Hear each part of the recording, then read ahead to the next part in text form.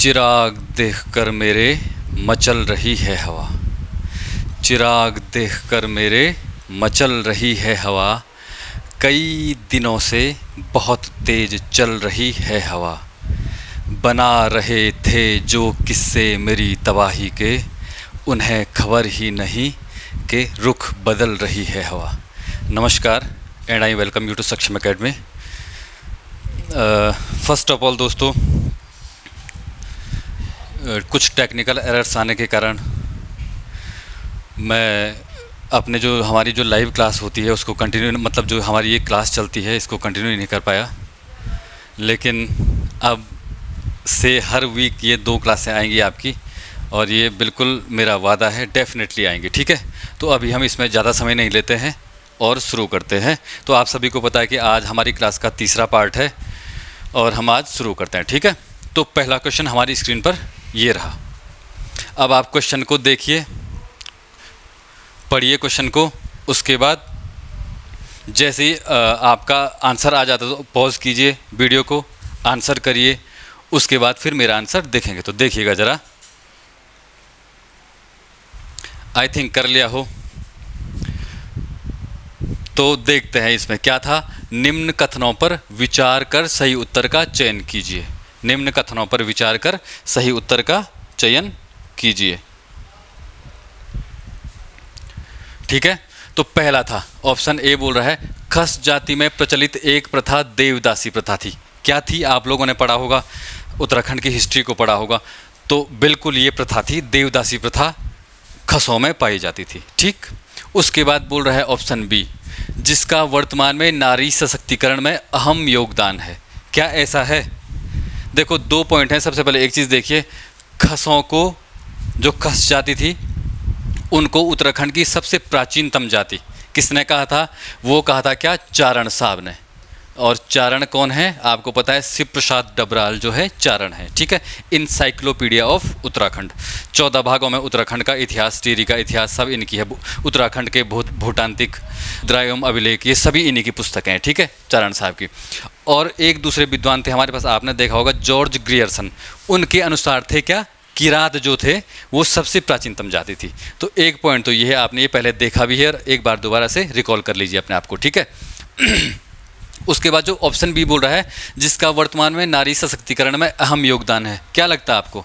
बिल्कुल नहीं, ये ऑप्शन बिल्कुल गलत है और आपका आंसर हो जाएगा ए सही है, परंतु बी गलत है। अब थोड़ा सा देखते हैं इसमें देवदासी प्रथा क्या थी। देवदासी प्रथा, देखो हमारा जो समाज है, हमारा जो परिवेश है ना, पहले से ही बहुत ही मतलब रूढ़िवादिताओं से घिरा हुआ था। तो होता क्या है कि ये देवदासी प्रथा इतनी बुरी प्रथा थी कि जैसे ही किसी परिवार में किसी बेटी का जन्म होता था, सबसे पहले उनके बड़े बच्चे का जन्म होता था, तो बच्चे के जन्म होने के बाद बेटी जो पैदा हो गई तो उसको वो मंदिरों में दान कर देते थे। तो कितनी बड़ी विडंबना है, उस बेचारी की, उस बच्ची के साथ कितना अन्याय होता होगा, है ना। तो इतनी बुरी प्रथाएं थी ये देवदासी प्रथा।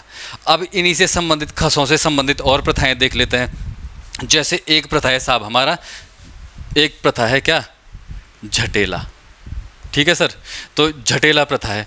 ये प्रथा क्या होती है? इसमें होता क्या है कि कोई स्त्री अगर उसका पति एक्सपायर हो जाता है या वो पति को त्याग देती, क्योंकि पति त्याग की प्रथाएं थी इनमें, तलाक जो वर्तमान में है, तलाक की प्रथाएं पहले से हमारे समाज में रही है।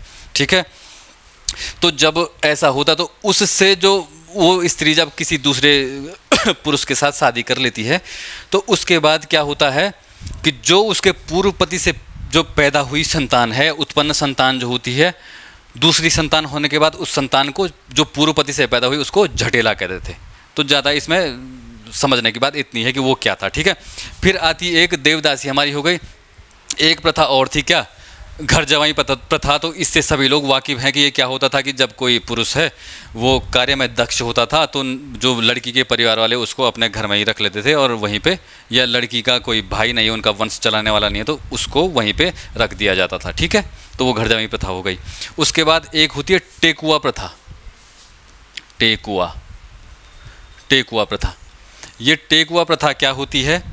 इसमें होता क्या है कि फिर वही होता है कि कोई स्त्री अगर पति को त्याग दे या उसका पति नहीं रहा तो वो किसी पराये पुरुष को, किसी दूसरे पुरुष को अपने घर में रख सकती है बिना शादी के। तो वो जो मर्द है या जो पुरुष है वो टेकुआ कहलाएगा, उस प्रथा को टेकुआ प्रथा कहते हैं। ठीक है, एक आता है इसमें और पॉइंट, लठ भरवा भोज। होता क्या था कि किसी स्त्री ने अगर पति को त्याग दिया या उसका पति नहीं रहा तो उसके बाद लड़की की दूसरी शादी मतलब उसके घर वाले कराते थे। तो जब शादी हुई लड़की की तो उसके बाद लड़की के जो पिताजी हैं एक भोज का आयोजन करते थे और उस भोज को कहते हैं लठ भरवा भोज। तो इतनी सी बात है खस जाति में, और आगे जो भी हमारे क्वेश्चन बनते जाएंगे तो वहाँ पे थोड़ा सा देख लेंगे। ये प्रथा पूछी गई है शायद लोअर पीसीएस में किसी में, और एक बार तो ट्रिपल एससी ने भी पूछी है, तो ये सब चीज़ें आपको थोड़ा थोड़ा ध्यान होनी चाहिए। ठीक है, तो चलिए आगे बढ़ते हैं। हमारा दूसरा क्वेश्चन है, फिर से क्वेश्चन को पढ़िए, क्वेश्चन को प्रॉपरली पढ़िए, पढ़ने के बाद आंसर कीजिए। आई होप आप लोगों ने पढ़ लिया होगा। तो क्या बोल रहा है, पहला बोल रहा है यमुना घाटी में यदुओं के पश्चात नागवंश की स्थापना हुई। क्या हुई थी? यदुओं के पश्चात नागवंश की स्थापना हुई, बिल्कुल हुई थी। इस वंश की जानकारी हमें रुद्र महालय लेख से प्राप्त होती है। क्या ऐसा है? अब ये पता होना चाहिए, पॉइंट पता होना चाहिए ना आपको। रुद्र महालय लेख कहाँ का है? वो गोपेश्वर का है। तो गोपेश्वर से इस वंश की जानकारी मिली है हमें, यदुवंश की जानकारी मिली है, नागवंश की जानकारी मिली है, तो बिल्कुल मिली है, मिली है, क्योंकि अभी आगे देखते हैं हम इसको। उसके बाद हो रहा, इन लेखों में ब्राह्मी लिपि का प्रयोग हुआ है। तो क्या लगता है, ब्राह्मी लिपि का प्रयोग हुआ है? बिल्कुल ब्राह्मी लिपि का प्रयोग हुआ। तो इसमें क्या हो जाएगा, ए बी सी तीनों आपके सही हो जाएंगे। ठीक है, अब थोड़ा सा इसको डिस्कस करके देखते हैं। ठीक है, तो सबसे पहले हम देखते हैं इसमें यदुवंश। तो यदुवंश कौन से थे? यदुवंश वो थे जो लाखामंडल वाले हैं ना, छांगलेश राजवंश जो था, छांगलेश के साथ साथ इसकी भी स्थापना होती, छांगलेश वंश के साथ। और यदुवंशी एक राजकुमारी थी, आपको पता होगा ना, यदुवंशी एक राजकुमारी थी हमारे उसमें। और छांगलेश वंश का जो वो कौन था स्थापन करता, जो स्थापित करने वाला था, क्या? सेन वर्मा था। क्या था? सेन वर्मा। ठीक है, इसका स्थापना सेन वर्मा ने की है। और जो या राजकुमारी थी राजा भास्कर बर्मन, राजा भास्कर वर्मन की पुत्री कौन थी? ईश्वरा। ईश्वरा का अभिलेख मिलता ना आपको, कहाँ से मिलता है ईश्वरा का अभिलेख? लाखामंडल से उध्वस्त अभिलेख शिलालेख जो है वहाँ से हमें ईश्वरा का अभिलेख मिलता है। ठीक है, तो ये छांगलेश वंश का था। ठीक है, अब तो यदु वंश ने भी वहीं पे शासन किया है। ठीक है, जो सिंहपुर वाला एरिया था हमारा, वहीं पे यदुवंश ने शासन किया है। ठीक है जी, इतना क्लियर हो गया। अब थोड़ा नागवंश के बारे में जानकारी लेते हैं। हम नागवंश को पढ़ रहे हैं, तो यहाँ पे क्या होता है, 6th और 7th सेंचुरी में, 6वीं और 7वीं शताब्दी में एक वंश होता है जिसका संस्थापक तो प्रॉपर हमें मिलता नहीं कि कौन था संस्थापक, लेकिन नागवंश की स्थापना होती है। और इनकी जानकारी हमें प्राप्त होती कौन से? रुद्र महालय, गोपेश्वर जो गोपीनाथ मंदिर है, उस मंदिर में एक त्रिशूल गड़ा हुआ है, उस त्रिशूल के अभिलेख से हमें इनकी जानकारी प्राप्त होती। इसमें 4 नाग राजाओं की जानकारी है। पहले हैं कौन? इनका अभिलेख है किनका? गणपति नाग का। गणपति नाग हो गया, दूसरे हो गए। अब इसके बाद इनका 3 राजा और थे, क्या? स्कंद नाग, उसके नाग विभु नाग, और एक थे अंशु नाग। ये 4 राजाओं की जानकारी हमें इस गोपेश्वर के शिलालेख से प्राप्त होती है, त्रिशूल लेख से प्राप्त होती है। ठीक है, 4 राजाओं के नाम है। इसी गोपेश्वर के जो त्रिशूल लेख है, इसमें एक राजा आपको पता है, नेपाल का राजा था एक, क्या? क्राचल देव। क्राचल देव। तो इनकी जानकारी भी कब की? 1191 के। इन्होंने भी इस जो त्रिशूल है इस पे अपना जो है लेख अंकित करवाया है इन क्राचल देव ने। तो यहाँ से इस त्रिशूल लेख से एक तो नागवंश की जानकारी प्राप्त होती, गणपति नाग ने स्थापित किया था इसको, और दूसरा क्राचल देव के आक्रमण की भी जानकारी, क्योंकि क्राचल देव का शासन रहा होगा ना, आक्रमण क्या होगा, तो इसीलिए उस पर लिखवा दिया था। ठीक है, तो ये सब चीज़ें आपको इनसे जानकारी मिलती। तो ऑप्शन जो आपका ए वाला जो है सही हो गया। ठीक है, तो चलिए आगे बढ़ते हैं। तीसरा क्वेश्चन है हमारी स्क्रीन पर, ये इसको पढ़िए, क्वेश्चन को पढ़िए और उसके बाद फिर से आंसर कीजिए। तो तीसरा क्वेश्चन बोल रहा है हमारा, कथन बोल रहा है पहला, हिमालयी राज्यों में ब्रह्मपुर सर्वाधिक विस्तृत राज्य था। क्या था ये? था ब्रह्मपुर कोई विस्तृत राज्य? बिल्कुल था। अब आगे इसकी जानकारी देखते हैं। फिर कारण बोल रहा, कथन ने ये कहा, कारण बोल रहा मार्कंडेय पुराण व सीयूकी में पौरव वंश की जानकारी मिलती है। देखो सबसे बड़ी बात, आपको डीप नॉलेज होना चाहिए। जो ये ब्रह्मपुर जो राज्य था, ये किन का राज्य था? इन्हीं पौरवों का राज्य था। ये ब्रह्मपुर राज्य जो था पौरवों का राज्य था। क्लियर? एक चीज, मार्कंडेय पुराण, मार्कंडेय पुराण, अब मार्कंडेय पुराण की जो रचना है वो किसने की थी? मार्कंडेय पुराण। तो ये किसने लिखा है? 12 मिहिर का है, 12 मिहिर का है मार्कंडेय पुराण।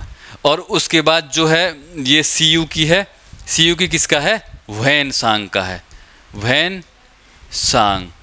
और इनका ये यात्रा वृतांत है, यात्रा वृतांत, वैन सांग का यात्रा वृतांत है। ठीक है, तो इन दोनों से जानकारी मिलती है। इन्होंने ही इन पुस्तकों में लिखा गया है कि ब्रह्मपुर राज्य 3 राज्यों में से, जो हिमालयी क्षेत्र में हमारे 3 वंशीय 3 राज्य इस मतलब शासन कर रहे थे, उनमें से जो सबसे बड़ा राज्य यही था ब्रह्मपुर। इसका नाम तालेश्वर ताम्रपत्र, क्या? तालेश्वर ताम्रपत्र। आप लोग को पता होगा ना, 1915 में इनकी खोज होती तालेश्वर ताम्रपत्रों की। उसी से पौरव वंश की हमें जानकारी प्राप्त होती है। ठीक है, उन्हीं तालेश्वर ताम्रपत्रों से। और इसमें इसी राज्य को एक चीज़ और कही गई है, पर्वताकार राज्य। अब नाम से ही पता लग रहा है पर्वत में शासन कर रहा है, तो पर्वताकार राज्य इस तालेश्वर ताम्रपत्रों में इस पौरव वंश को कहा गया है। ठीक है, तो अब इस क्वेश्चन के अनुसार जो हो जाएगा, तो कथन ए और कारण आर दोनों सही हैं तथा कारण आर कथन ए की सही व्याख्या करता है। इस प्रकार इसका आंसर हो जाएगा। ठीक है, बाकी हमने थोड़ा सा फैक्ट देख लिया है। अब कुछ विद्वान थे हमारे पास, थोड़ा सा देख लेते हैं इसको। तो यहाँ पे देखेंगे तो कुछ विद्वान हैं हमारे पास। तो इन विद्वानों के मत हैं कि कहाँ तक ये जो पौरव वंश फैला हुआ था। तो सबसे पहले हमारे पास है कनिंघम। तो इनके अनुसार जो रामगंगा क्षेत्र था, इसमें पौरव वंश फैला हुआ था, ये वंश यहाँ पे था। ठीक है, उसके बाद दूसरे विद्वान है हमारे पास फ्यूहर। तो इन्होंने कहा कि जो पौरव वंश है गढ़वाल क्षेत्र में था, और पांडु वाला एक मतलब जगह है, वहाँ तक ये फैला हुआ था, पूरे गढ़वाल क्षेत्र का वंश था। ठीक है, और तीसरे हमारे पास है केपी नौटियाल जी। तो ये कहते हैं कि रणिहाट जो टिहरी वाला क्षेत्र है, वहाँ पे ब्रह्मपुर राज्य है, वहाँ तक फैला हुआ था। ठीक है, क्लियर हो गया। उसके बाद इनके थोड़ा संस्थापक देख लेते हैं। तो इसमें संस्थापक में देखो 2 चीज़ें बड़ी कन्फ्यूजन होती है। एक तो हमें द्युतिवर्मन होता है, अब एक चीज़ है संस्थापक में देखते तो हमें लगता है कि क्या इसका संस्थापक कौन था? द्युतिवर्मन। एक राजा था विष्णुवर्मन और दूसरा था द्युतिवर्मन। तो अकॉर्डिंग टू सीक्वेंस हमारा क्या है? विष्णुवर्मन इसका जो संस्थापक राजा था। ठीक है, फिर इसमें से देखो पेपर में आ रखा क्वेश्चन है, दोनों चीज़ें आ रखी थी, लेकिन होता क्या है, द्युतिवर्मन का जो है हमें लेख प्राप्त होता है। देखो कन्फ्यूजन यहीं पे होता है, लेख तो हमें द्युतिवर्मन का प्राप्त हो रहा है, लेकिन जो राजा है, पहला राजा वो कौन था? विष्णुवर्मन था। ठीक है, ये पेपर में बिल्कुल आ रखा क्वेश्चन है, इसलिए संस्थापक राजा कौन सा है? विष्णुवर्मन है, लेकिन अभिलेख में लिखा है किसके अभिलेख में? द्युतिवर्मन के। ठीक है, क्लियर हो गया। इनके जो देवता थे, कुल देवता थे इनके, क्या थे? वीरणेश्वर स्वामी थे। ठीक है, वीरणेश्वर स्वामी जो इनके देवता थे। और किसका रूप है ये भगवान शिव का अवतार है, शिव का रूप है। इनके जो देवता थे वीरणेश्वर स्वामी थे। ठीक है, इनकी भाषा थी इनकी क्या? संस्कृत। और लिपि क्या थी? लिपि थी ब्राह्मी। ठीक है, ये अभिलेखों में जो लिखा गया है कि जो पौरव वंश था, जो हिमालयी ब्रह्मपुर वंश था, इसकी जो भाषा थी संस्कृत थी और इनकी लिपि थी ब्राह्मी लिपि थी। ठीक है जी, क्लियर हो गया। और एक पॉइंट है, इन्होंने एक उपाधि धारण की थी, इन राजाओं ने महाराजाधिराज परम भट्टारक की उपाधि धारण करता थे ये। ठीक है, महाराजाधिराज परम भट्टारक की उपाधि इन्होंने धारण की थी। चलिए आगे बढ़ते हैं।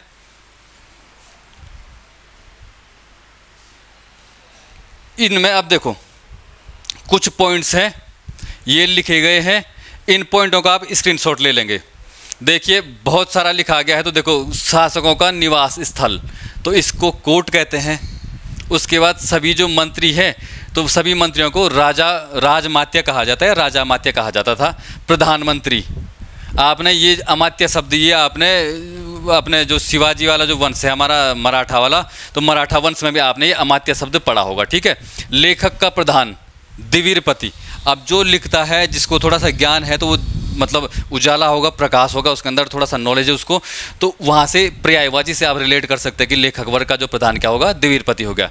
सेना का नायक, अब देखो सेना में जो है उस बिल होगा, नायक तो वही बनेगा जिस पे बल होगा, जिस पे सामर्थ्य होगी, तो नाम से ही लग रहा बलाध्यक्ष, ठीक है। उसके बाद विदेश मंत्री, अब विदेश मंत्री है तो विदेश मंत्री का काम क्या होता है, दो देशों के बीच वार्तालाप कराना, संधि कराना, कुछ कहीं पे कुछ हमें डिप्लोमेटिक तरीके से कुछ बातें रखनी है, तो विदेश मंत्री मतलब संधि कराने वाले, तो यहाँ पे संधि विग्रह हो गए, ठीक है।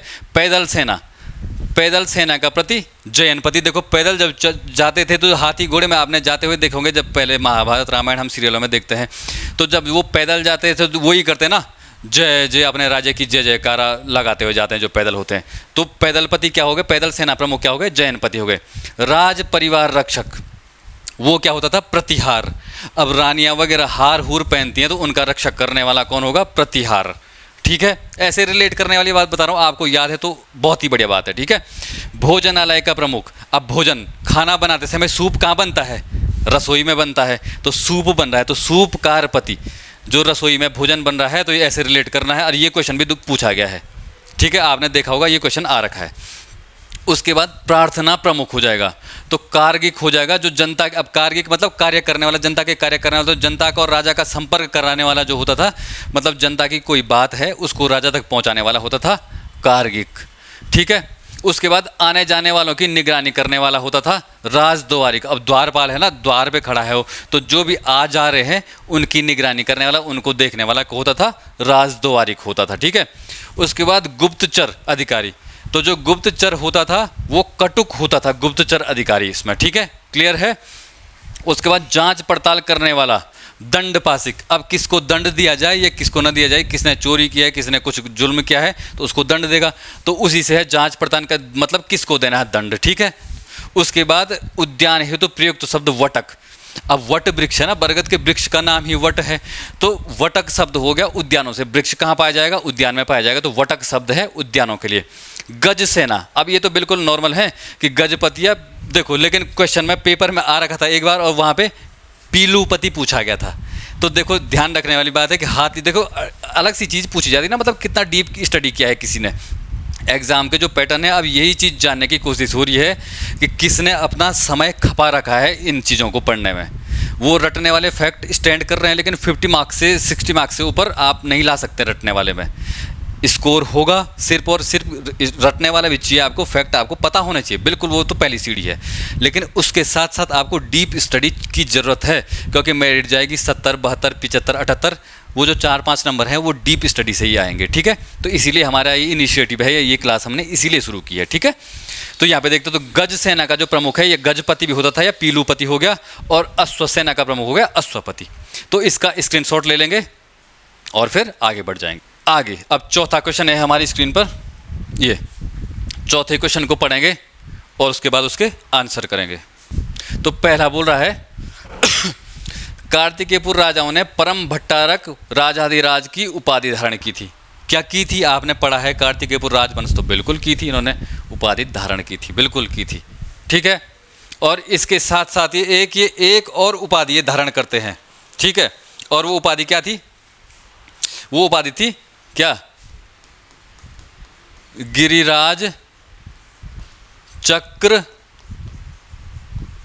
चूड़ामणि, ये दो उपाधियां ये धारण करते हैं। एक तो ये था परम भट्टारक राजाधिराज की उपाधि थी और दूसरी थी गिरिराज चक्र चूड़ामणि, ये दो उपाधियां इन्होंने धारण की थी।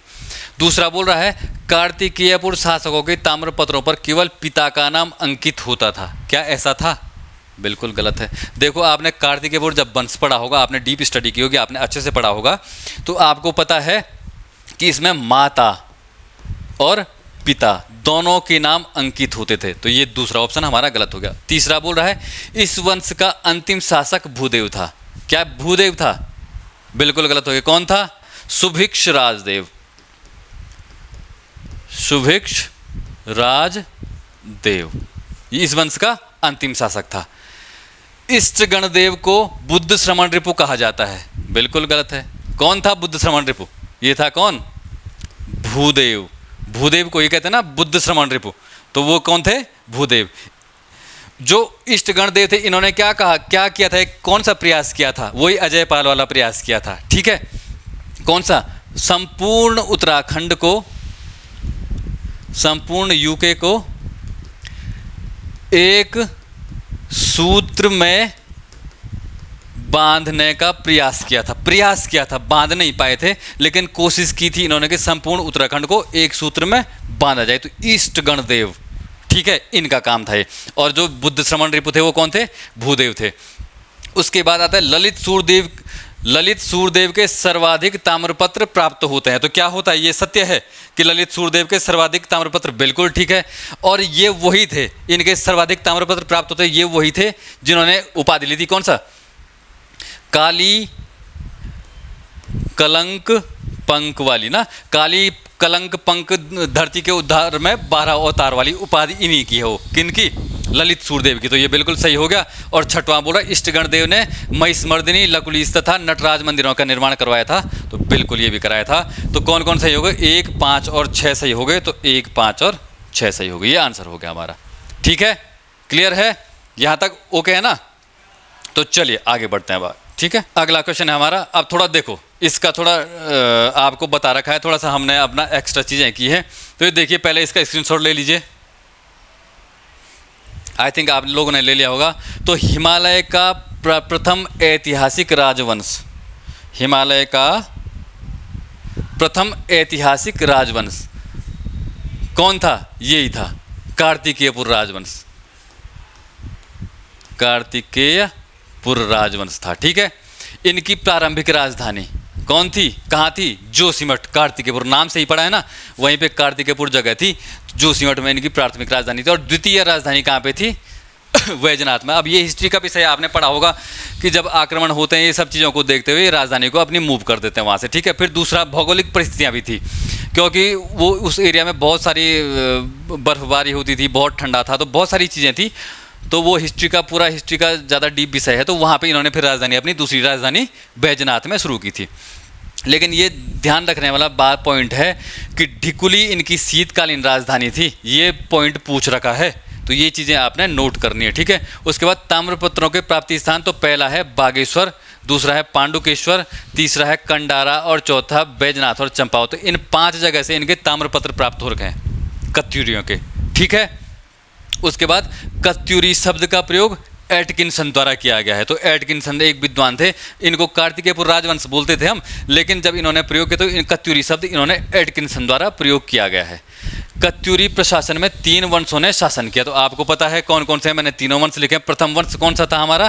प्रथम वंश था वसंत देव, जो संस्थापक राजा माना जाता है। संस्थापक राजा वसंत देव था। ठीक है, उसके बाद दूसरे राजा के बारे में कोई जानकारी नहीं है, इसीलिए मैंने यहाँ पे अज्ञात लिखा है। तीसरे नंबर का खरपर देव, दूसरा नहीं था। खरपर देव जो था तीसरे नंबर का राजा था, इसीलिए मैंने पहली जगह पे अज्ञात लिख दिया। ठीक है, तीसरा खरपर देव था। उसके बाद खरपर देव के बाद कल्याण राज देव जो हुए थे, और अंतिम था त्रिभुवन राज देव। तो अंतिम त्रिभुवन राज शासक था। ठीक है, मैंने लिखा है पॉइंट बना के। संस्थापक हो गया बसंत देव। स्वर्णेश्वर ग्राम दान दिया था मंदिर निर्माण हेतु।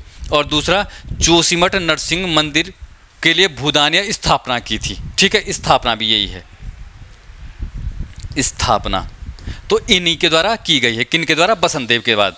जो खरपर देव थे ये कुषाणों के समय राजा थे। जब कुषाण वंश का शासक था भारत में, तो उस समय खरपर देव शासन कर रहे थे उत्तराखंड में। ठीक है, और जो कल्याण के बारे में ज़्यादा जानकारी नहीं है। और त्रिभुवन राज जो है व्याघ्रेश्वर मंदिर के लिए जो भूदान दिया था वो इन्हीं के द्वारा किया गया था, त्रिभुवन राज के द्वारा। ठीक है, द्वितीय अब आ गया दूसरा, द्वितीय निम्बरदेव वंश। तो निम्बरदेव जो थे शैव मतालंबी थे। ठीक है, शैव धर्म को मानते थे।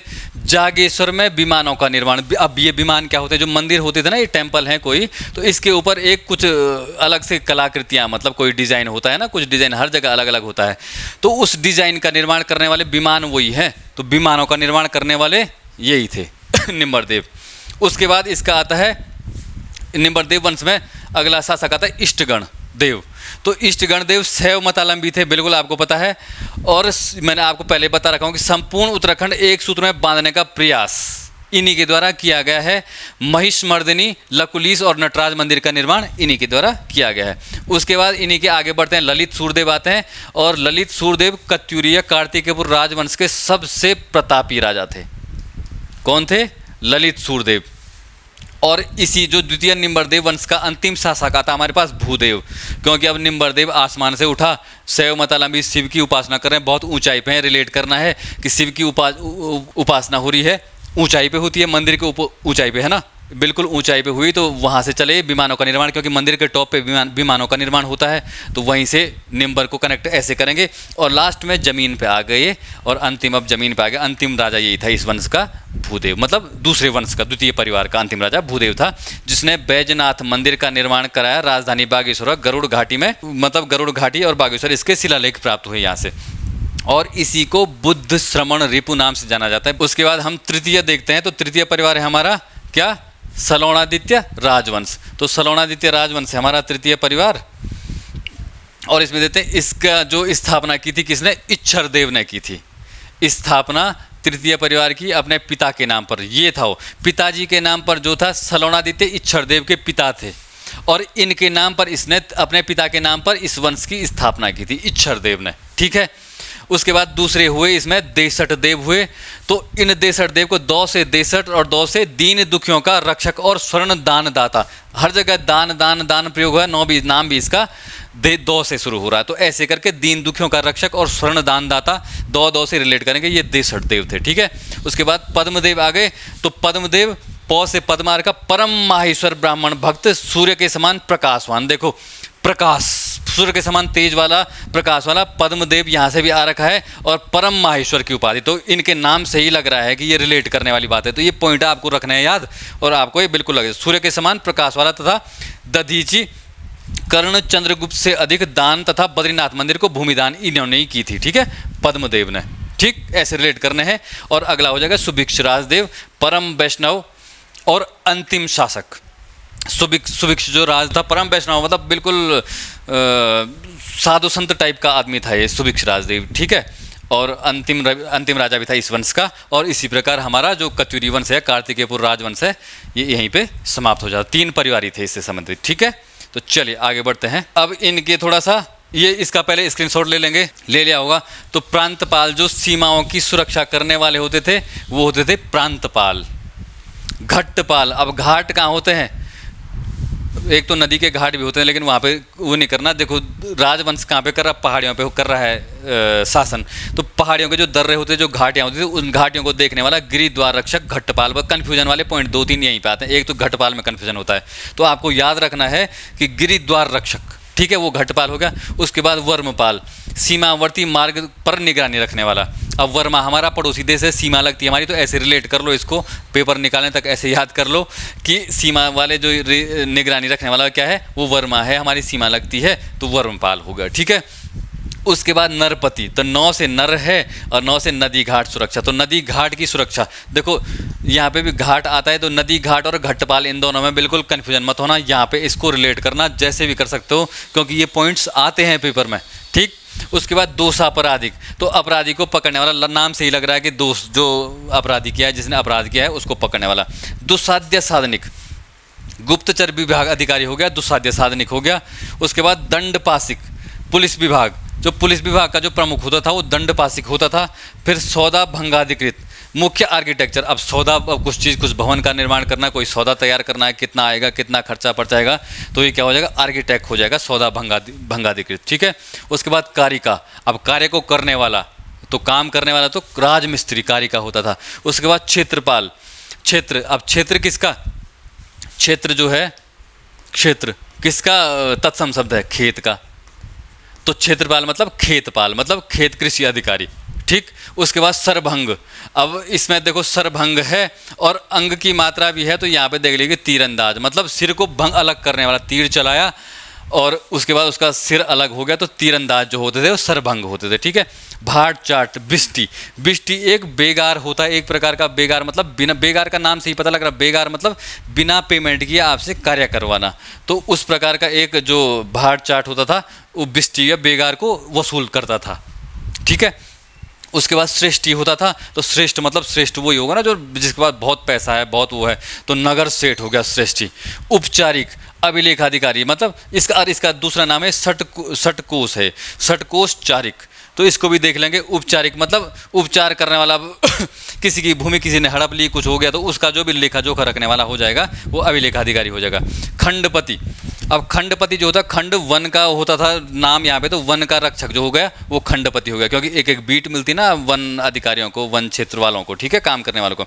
उसके बाद प्रतिहार हो गया महाअंगरक्षक।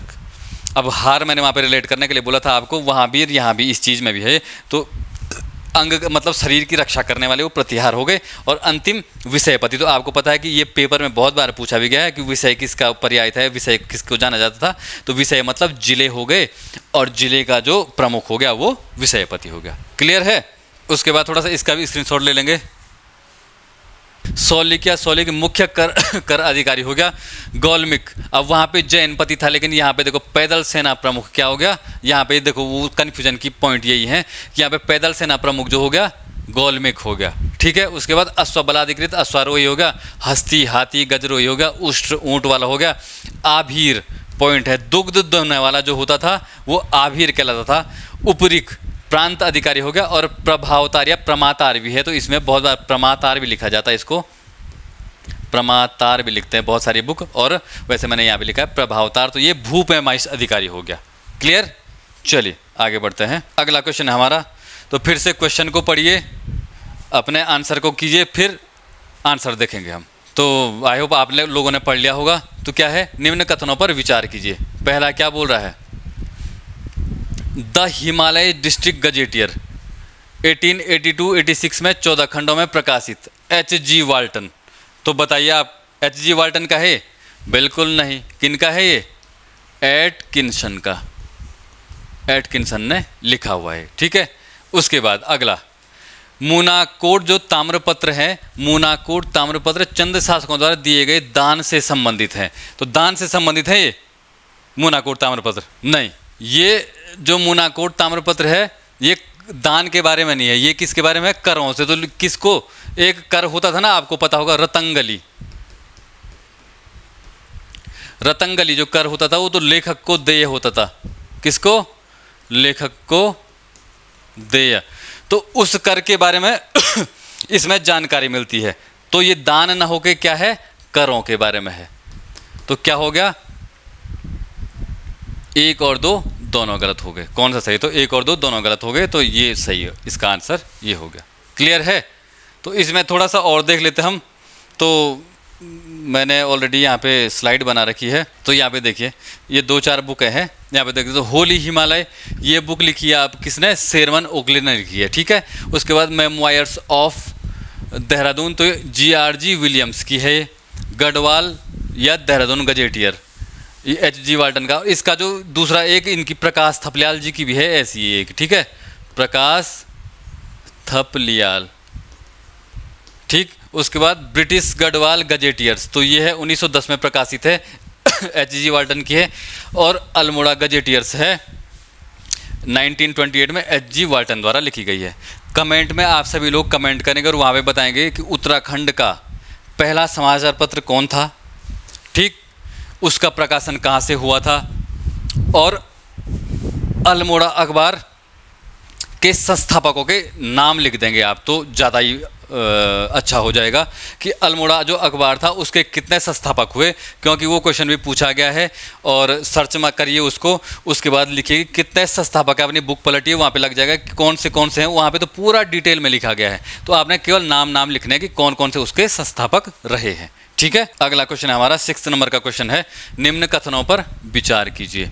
तो पहला बोल रहा है, इसको अब देखो फिर से पॉज कीजिए, वीडियो को पॉज कीजिए, उसके बाद अपना आंसर कीजिए, और आंसर करने के बाद फिर मेरे आंसर को आप लोग देखेंगे, तो ठीक है। तो पहला बोल रहा है, मणकोटी जो राज्य को जीतकर चंद राज्य में मिलाने वाला राजा क्या था?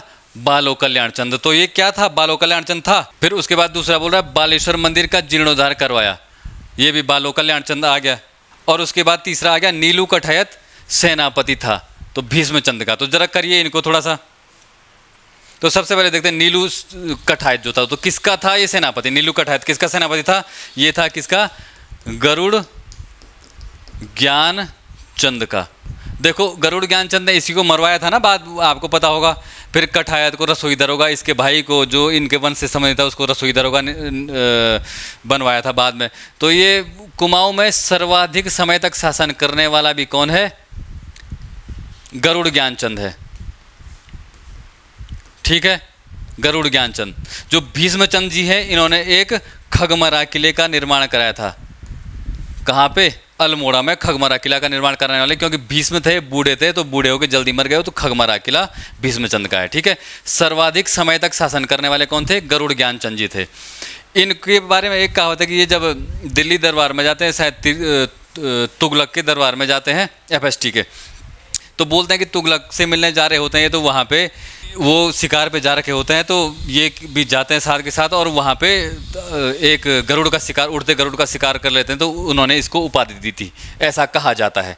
लेकिन देखो एक पॉइंट याद रखने वाली बात है, चंदों का राज्य चिन्ह क्या था, उनका राज्य चिन्ह क्या था, उनका राज्य चिन्ह था गाय।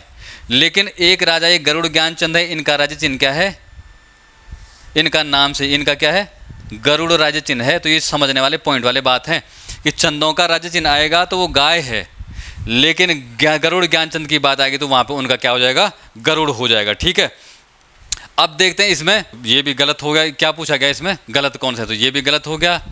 और बालेश्वर मंदिर का जीर्णोद्धार कराया था बालो कल्याण चंद ने, तो बिल्कुल नहीं, बालो कल्याण चंद ने नहीं कराया। बालेश्वर जो मंदिर है इसका निर्माण कराने वाले कौन थे, तो इसका निर्माण कराया था उद्यान चंद ने। किसने, उद्यान चंद ने। तो ये भी बिल्कुल गलत हो गया। और उसके बाद मनकोटी राज्य को जीतकर चंद राज्य में मिलाने वाले जो हैं बालो कल्याण चंद हैं, तो बिल्कुल इसका आंसर बालो कल्याण चंद ये सही हो गए हैं। ठीक है, तो इसमें से क्या हो जाएगा, कौन से गलत हैं, तो 2 और 3 गलत हो गए। ठीक है, इस प्रकार इसका आंसर हो जाएगा। 7वां क्वेश्चन हमारी स्क्रीन पर ये रहा, निम्न कथनों पर विचार कीजिए। फिर से ऑप्शनों को दोनों 2-3 हैं इसमें ऑप्शन है, इनको पढ़ेंगे, उसके बाद फिर से कौन से गलत हैं आंसर करिए जरा। तो पहला है, इसमें देखिए, अब मैं करा रहा हूँ आंसर, देखिए, चंदों के समय राजा जिनको रौत के रूप में जमीन देता था उन्हें कहते थे सिरतान। क्या सिरतान कहते थे इनको, बिल्कुल गलत। इनको क्या कहते थे, थातवान। ये क्या थे, थातवान थे। ठीक है, उसके बाद बी कह रहा है हमारा, ये दूसरा पार्ट कह रहा है, वो बोल रहा है कि परगने गरखों में विभक्त थे, जिन्हें काला कुमाऊं में या काली कुमाऊं में माल या पट्टी कहा जाता है, इनके प्रमुख सयाने होते थे। क्या ये सही है, बिल्कुल गलत है। इसके प्रमुख क्या होते थे, नेगी। नेगी एक उस समय जाति नहीं थी, एक उपाधि थी नेगी, तो उसके जो गरखों का जो प्रमुख होता था वो नेगी होता था। ठीक है, और यहाँ पे एक नेगी की बात आपने देखी होगी, आपने सुनी होगी, सौर का शिरोमणि, जो शिरोमणि जोशी है ना, शिरोमणि जोशी, तो वो भी एक नेगी था। सौर का शिरोमणि कहते हैं ना इसको, सौर क्षेत्र का, तो वहाँ का प्रमुख था ये शिरोमणि जोशी, आपको पता होगा। और तीसरा बोल रहा है कि पौड़ी 15 बिस्वा था, संपूर्ण तराई क्षेत्र को कहते थे। ये थोड़ा इन्होंने टाइपिंग एरर कर दिया है, तो पौड़ी 15 बिस्वा संपूर्ण तराई क्षेत्र को कहते थे, तो नहीं, पौड़ी 15 बिस्वा जो क्या कहा जाता था, किसको कहते थे, सामान्य जनता को, जनता, सामान्य जनता को कहते थे पौड़ी 15 बिस्वा, न कि किसको, तराई क्षेत्र को। ठीक है, तो यहाँ पे अब कौन सा हो जाएगा, ये भी गलत है, ये भी गलत है, तो 2 और 3 गलत हो जाएंगे, ये आंसर हो जाएगा आपका। तो एक होता था सिरतान, ये दास होते थे, तो सिरतान जो कर को, टैक्स को नकद के रूप में देता था, तो वो होते थे सिरतान। ठीक है, उसके बाद खायकर, तो ये जो है हमारा कर को नकद एवं अनाज के रूप में। उसके बाद हमारा जो कैनी होते थे, कैनी, तो कैनी होते थे ये भूदास होते थे, भूमि के दास जो होते थे कैनी होते थे। आपने तीरी में खैंडपाला बिसा पद्धति, अब आगे देखेंगे उसको जब उसमें जाएंगे, तो वहाँ पे ये सब चीज़ें आपको दोबारा से रिकॉल होती हुई दिखेगी। ठीक है, एक होते थे छोड़ा छोड़ी, छोड़ा या छोड़ी। तो ये होते थे नौकर होते थे, मतलब दास होते थे ये, और इनको बेचने का, जूठा खिलाने का पूरा अधिकार था राज परिवार को। तो ये बिक्री होती थी इन बेचारों की, तो छोड़ा छोड़ी थे ये, ठीक है। तो ये भूदासों को कहते थे, ठीक है, चंद्र प्रशासन में। और घरेलू नौकर समझ लो, ठीक है। तो यहीं तक ये सब चीज़ें हैं, ठीक। 8वां क्वेश्चन हमारा ये है। तो फिर से वही विचार करेंगे क्वेश्चन को और गलत युग्म का चयन करके बताएंगे। तो जरा देखिए, उसके बाद आंसर करिए। तो आई होप आप लोगों ने कर लिया होगा। तो पहला है जूलिया, तो नदी पुलों पर लगने वाला कर। तो जूलिया क्या था, ये सही था, बिल्कुल था। और इसके साथ इसको एक और कहते थे सांगा या जूलिया, एक ही चीज़ है। तो जूलिया क्या था, नदी पुलों पर लगने वाला कर था। उसके बाद टांड कर, टांड कर स्वर्ण व्यापारियों पर लगने वाला कर तो था। टांड कर किस पे लगता था, बुनकरों पर, बुनकरों पर। टांड कर किससे संबंधित था, बुनकरों से संबंधित, जो हमारे कॉटन के वस्त्रों को बुनते थे। और स्वर्ण व्यापारियों पर लगने वाला कर क्या था, कनक कर था ये, कनक। कनक पता है ना आपको, सोने का पर्यायवाची होता है, अनेकार्थक शब्द है। धतूरे का पर्यायवाची होता है, धतूरा होता है, और सोना होता है। तो सबका पर्यायवाची शब्द है कनक। तो कनक सोने का भी होता है, तो कनक कर लगता था इन पे। उसके बाद भाग कर, कामगारों से लिया जाने वाला कर, भाग कर नहीं। भाग कर तो वो था कौन सा, जो घराटों पर लिया जाता, घराट, घराटों से। क्योंकि देखा आपको पता होगा ना, भगवाड़ी वगैरह बहुत बोलते हैं हमारे पहाड़ में, होते थे, अब तो विलुप्त हो गए हैं। लेकिन भाग कर जो था वो घराटों से लगता था। और कामगारों से लिया जाने वाला जो कर था, तो कामगारों से लिया जाने वाला कर क्या था, मिझारी, मिझारी कर था, कामगारों से लिया जाने वाला। हिलियानी अधूल, अब हिलियानी अधूल तो आपको पता है, हिलियानी अधूल मतलब, हिलियानी का मतलब जो गीला होता है, हिला बोलते हैं ना हमारे यहाँ, बरसातों में गीला हो गया, कहीं पे कीचड़ हो गया तो हिला हो गया बोला। तो हिलियानी अधूल मतलब सड़कों की मरम्मत हेतु बरसात में लिया जाने वाला कर था। तो बिल्कुल ये सही हो गया। तो पहला और चौथा सही हो गया। तो इसमें से क्या हो, गलत कथन का, तो 2 और 3 गलत हो गए। तो ये हो जाएगा आंसर, सही ये दोनों हैं और गलत ये 2 और 3 आंसर हो जाएगा इसका, ठीक है। अब उसके बाद थोड़ा सा हमने कुछ और कर यहाँ पे लिखे हैं, तो थोड़ा सा देखते हैं। तो कूथ, जो इंपॉर्टेंट है वही लिखे मैंने, कर तो बहुत प्रकार के हैं, लेकिन जो मुख्य इंपॉर्टेंट है वही सब चीज़ें यहाँ पे लिखी गई हैं, तो उन्हीं को आप देखेंगे। तो पहला है कूथ, तो ये होता था नकद के बदले दिया जाने वाला अनाज। तो ये हो जाएगा साहब कूथ हो गया, ठीक है। उसके बाद बैकर, अनाज के रूप में देय, मांगा। अब युद्ध हो गया तो मांगो भाई, लाओ कर लाओ, अब युद्ध में जा रहे हैं हम तो मांगा कर हो गया, युद्ध के समय लिया जाना। खैनी कपिलनी, ये था कुली बेगार कर। कमेंट में फिर से बताएंगे, कुली बेगार के समय कुमाऊं कमिश्नर कौन था, डिप्टी कमिश्नर कौन था, और कुली बेगार प्रथा कब हुई थी, ठीक है। तो कमेंट में इसको भी जरूर करेंगे, ठीक है। तो खैनी कपिलनी हो गया, कुली बेगार हो गया। साहूकर, लेखक को देय, ठीक है। यहाँ पे लेखक को देय कर क्या हो गया, साहूकर। सीकदार नेगी, परगना अधिकारी को देय कर। देखो यहाँ पे ये जाति सूचक शब्द नहीं है, यहाँ पे क्या था, ये एक पदवी थी, ठीक है। रौल्या देवल्या, अब नाम से ही लग रहा, देवल्या तो देवी देवताओं के पूजन है तो लिया जाने वाला। अब ये कौन से देवी देवता पूजन थे, राज परिवार के, न कि नॉर्मल लोगों के, ठीक है, राज परिवार के। उसके बाद बाजनिया, नाम से ही लग रहा बाजा, तो राजा के नृतक नर्तकियों से, जब बाजा बजेगा तो वो नाचेंगे, है ना। तो बाजनिया से ही लग रहा है कि उनके नर्तक और जो नर्तकियाँ थी उनके लिए जो देय कर था वो ये था। बाजदार, देखो कन्फ्यूजन है, बाजनिया और बाजदार, तो यहाँ पे थोड़ा रखना, बाजनिया और बाजदार में कन्फ्यूजन होता है, तो इसको बिल्कुल पॉइंट को ध्यान रखेंगे, याद करने वाले ये पॉइंट है।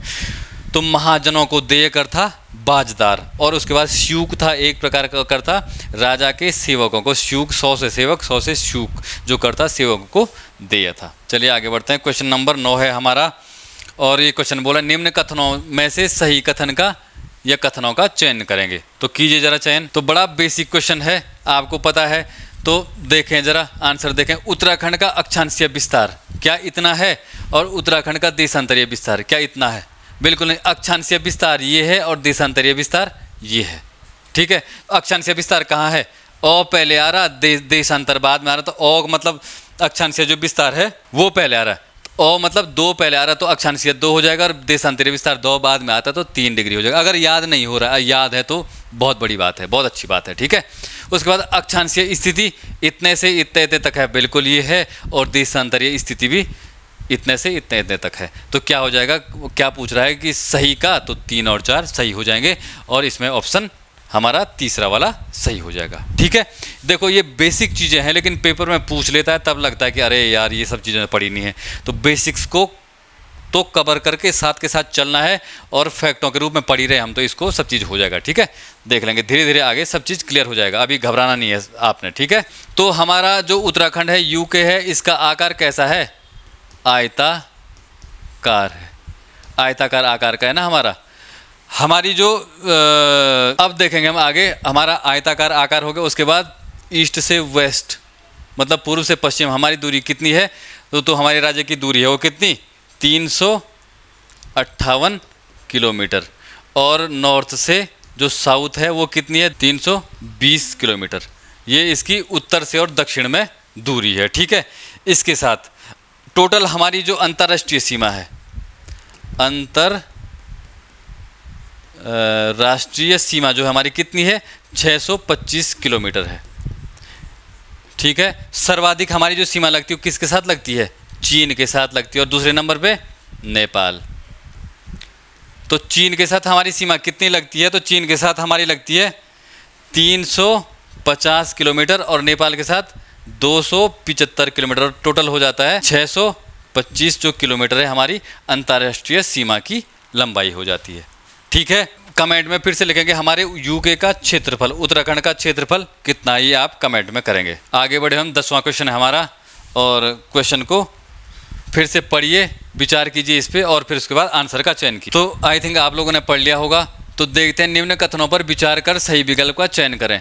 तो यहाँ पे मैंने ये तहसीलें दे रखी है और आपने बताना कि कौन सा मैच कर रहा है। तो यहाँ पे धौलछीना तथा जयंती बिल्कुल ये मैच नहीं कर रहा है, धारी तथा खनस्यू और गणाई गंगोली अल्मोड़ा बिल्कुल ये एक दो मैच करें, बाकी मैच नहीं कर। बंगा पानी लमगड़ा तहसील नैनीताल, तुगनाकुरी काफलीगर कांडा तहसील बिल्कुल ये इसमें है मैच करिए, सारे बागेश्वर में है, तो केवल 4 इसमें मैच कर रहा है। ठीक है, अब मैंने कुछ जो इम्पोर्टेंट है आपके लिए रखी है, आगे स्लाइड बना के रखी है, तो ये देखेंगे आप। तो कुमाऊं जनपद से आपको इन 4 की ही तहसील आपको पढ़नी है, 5 की। तो इन 5, क्योंकि 6 जिले हमारे, तो इन 6 में से आपको पता है यूएसएन के बारे में आपको सब कुछ पता लग जाएगा वहाँ पे नाम देख के। ठीक है, लेकिन आपने इस अल्मोड़ा में या नैनीताल में, पिथौरागढ़ में, चंपावत में और बागेश्वर में, इन 5 जिलों में से आपने देखना है कि कौन सी याद करनी। पेपर का जो ट्रेंड है वो इन्हीं पे घूम रखा है और आपने इन्हीं को पहचानना है कि कौन कौन सी कहा है मैंने, इसीलिए वो सी रखी है यहाँ पे।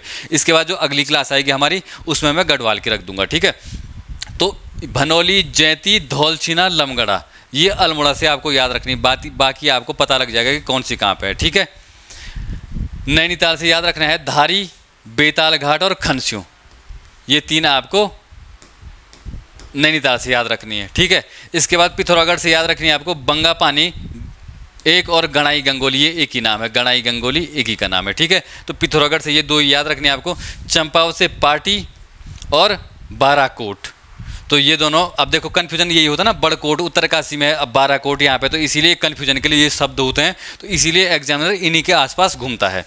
और बागेश्वर से आपको यहाँ पे ये 4 काफली गैर हो गया, दुगनाकुरी, कांडा और कपकोट, तो ये सब 4 चीज़ें आपको लेनी है, इसका स्क्रीनशॉट ले लेंगे आप। ठीक है, आगे बढ़ते हैं और आज का हमारा अंतिम क्वेश्चन है। देखो आप लोगों ने सजेशन दिया था कि 15 क्वेश्चन करिए, लेकिन वीडियो थोड़ा लंबी हो जा रही है, लेकिन करेंगे, कोशिश करेंगे आगे से कि 15 का सीरीज लेकर आएँ और रहेगी तैयारी। लेकिन देखो वीडियो बहुत बड़ा हो जाता ना, फिर एडिटिंग में इन सब चीज़ों में बड़ी दिक्कतें हो जाती। तो चलो कोशिश करेंगे, आप लोगों का सजेशन है, काम करेंगे उस पर। तो देखिए हमारा आज का अंतिम क्वेश्चन है हमारा, और क्वेश्चन को ज़रा पढ़िए और इन बुकों का मिलान कीजिए।